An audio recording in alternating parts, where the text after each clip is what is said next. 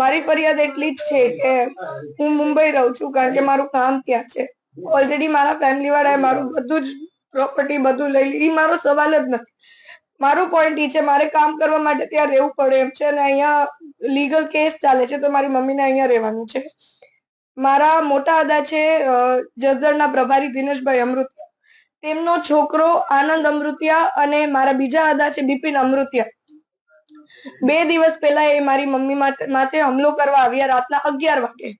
એમનું કહેવાનું એમ છે કે આ ઘર ખાલી કરી આપો, પણ એ લોકોએ લીગલ નોટિસ આપવી જોઈએ ને.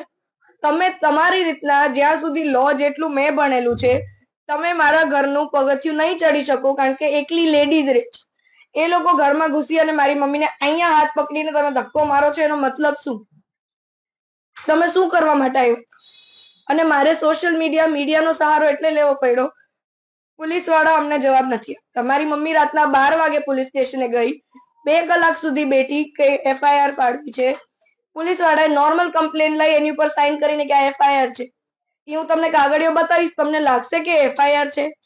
કોઈ અભણ માણસ હશે ને એ એમ કહી દેશે કે એ એફઆઈઆર નથી.